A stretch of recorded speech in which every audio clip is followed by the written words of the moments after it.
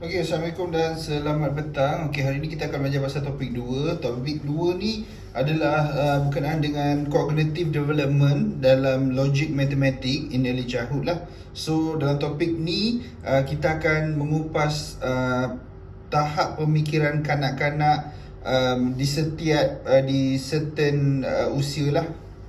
Okey. Okey, introduction. Okay, introduction. Howard Gardner described logic mathematics intelligence as ability to recognize significant problem and solve them lah. Maknanya setiap kanak-kanak ni kalau dia faham dan dia ada pengetahuan tentang logik tu, dia boleh faham apa masalah soalan tu, apa masalah situasi tu, dan dia boleh selesaikan lah dengan knowledge yang dia ada lah. Okay, mathematics intelligence involve proses. Dia ada proses. Pertama is kena tahu masalah dia, lepas tu tahu jenis dia, dan benda tu berbaloi tak untuk diselesaikan. Okay, so intelligence is area required through understanding. Maknanya benda intelligent, pengetahuan pemahaman seseorang kanak-kanak tu, dia perlu benda selari lah. Maksud di sini adalah benda tu kena logik. Benda tu mesti ada sebab. Benda tu mesti berlaku setiap hari di harian lah, laku harian di sekitar kanak-kanak tu lah. Understanding why mathematics truly indicate understanding mathematics process. Dia ada proses lah. So kat sinilah yang saya nak tekankan. Pertama, problem solving. Nombor 1, penyelesaian masalah. Communication is arahan. So sebagai seorang guru, kita kena bagi arahan yang jelas supaya budak tu faham. Reasoning adalah sebab. Sebab kenapa benda tu jadi macam tu, kenapa sebab dia jadi macam ni. So dia ada bersebab. So kita kena explain lah, terangkan kepada kanak-kanak tu. Senang cakap, menjawab persoalan dia lah. Okay, connection. Connection is inilah jaringan lah. Dia tercapai tu, capaian tu. Okay, mana connection tu ada hubungan lah. Hubungan dia macam contoh, kenapa tolak makin kurang, kenapa tambah makin banyak. Okay, so seterusnya estimation, maknanya mengagak. Teori mengagak, so isi sikit, penuh ke tak penuh. Kan, tak pun macam nak baling barang, sampai ke tak sampai, contohnya lah. So number sense, nombor, operasi dia, computation dia, maknanya ada jenis-jenis nombor lah, nombor ganjil, nombor genap. Okay, so seterusnya geometry and spatial sense.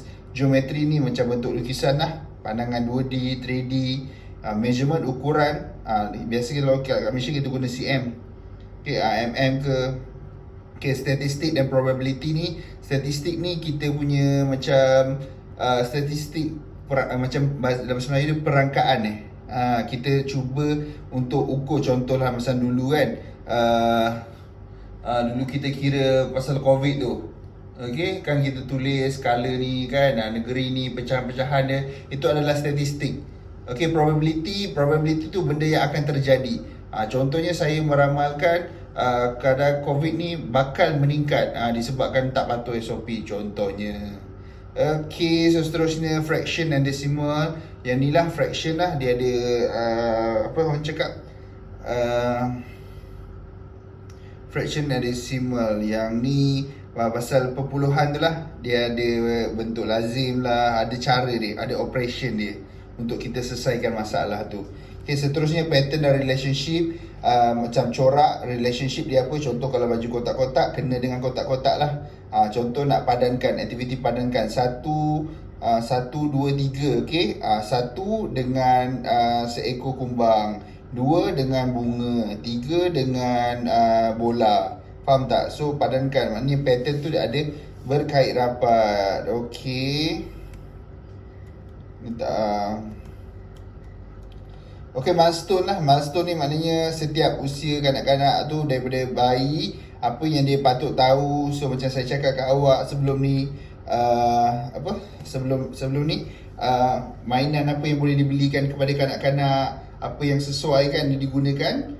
Dan umur tadika, apa yang patut mereka tahu. Biasanya kan, patutnya parents lah mainkan peranan di rumah. Maknanya buatlah aktiviti ke apa ke matematik untuk kenal 1 sampai 10 ABC, alif bata, basic. Itu ibu bapa, guru-guru kat sekolah kita polish je, kita tambah baik je. Buat latihan untuk diorang faham, untuk pemahaman kanak-kanak. Ni umur 3-4 tahun boleh ajar jam, boleh ajar nombor, ada regroup dia. So 5 hingga 6 tahun ni dah ready nak pergi sekolah tadika kan. So operasi tambah tolak tu dah betul lazim dia boleh buat, penyelesaian boleh settlekan. So 5 hingga 6 tahun ni macam tu lah. Kepentingan dia untuk nantilah dia pergi sekolah rendah, dia dah ready dah. Dia tak payah masuk kelas pemulihan lah. Sebab dia basic dia sangat bagus. So parents, kalau kita hantar anak kita pergi taska tadika, make sure balik tu kita tanya dia apa dia belajar hari ni, kita check buku dia ke apa ke. Bukan tak percaya, kita bayar, you pay, you must get something lah. Penat kita kerja cari duit kan, nak bagi anak kita belajar semua lah, anak kita tak faham, tak capai dia punya standard tu. So nanti dia susah lah dekat ni, dekat sekolah nanti dia susah nanti. Dekat dalam topik 2 ni, yang perlu awak tahu, awak kena faham apa itu early childhood cognitive development in logic mathematics. Maknanya dari segi pemikiran kanak-kanak tu, dalam awal kanak-kanak tu, kita kena explain kat dia, kena terang kat dia. Jangan bagi sampai dia tertanya-tanya dan kita tidak menjawab soalan dia. Sebab bila kita tidak menjawab soalan dia, kita ajar tu dia tak faham, so kat situ akan timbul frustrated, kecewa, tak seronok belajar. So kat situ budak akan hilang mood sebab dia tak faham. Macam kita lah, kita contoh subjek sejarah dulu kita belajar, kita kecewa, tak faham apa cikgu ni merepek kan, asyik tulis je penuh whiteboard, tapi akhirnya kita tak dapat. So result dia come out. So sama ada kita gagal atau cikgu tu gagal. Saya rasa dua-dua lah kot kan. Cikgu ajar tak best tapi kita terpaksa kan. So kalau belajar dan terpaksa ni, dia tak ikhlas. So bila tak ikhlas, benda tu tak akan terjadi. So seterusnya pre-kindergarten ni kena ready kan kanak-kanak lah kan. Kena buat latihan kat rumah kan. Masa tu kena penuhkan lah. Bagi dia mewarna, bagi dia buku, beli buku kan, buku latihan untuk dia buat. Tak lama pun, kalau budak-budak kan, kita buat dalam 30 minit cukup lah buat aktiviti di rumah. So seterusnya compare early childhood and pre-kindergarten. Lain yang taska, lain tadika lain so kita kena faham. So bila kita hantar anak kita kat taska, kita kena tahu yang taska adalah pusat jagaan. Pusat jagaan dia tak fokus pada pelajaran, tapi dia adalah aktiviti. So kita kena faham maksud tu. Dan kalau tadika, yes, kita boleh argue kenapa anak saya tak boleh baca lagi, kenapa anak saya tak ni lagi kan. Apa yang dibuat dekat sekolah, kan ada CCTV, semua boleh check lah. Tengok anak kita tu macam mana. Sebab kita we pay mahal daftar sekarang saya dengar 1,500 tak lari pendaftaran. Monthly mungkin dalam 250 ke 350. Itu half day. Kalau full day 500 lebih.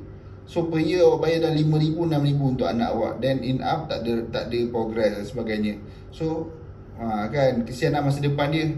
Dan kita pun duit pun dah habis banyak tapi result tak dapat.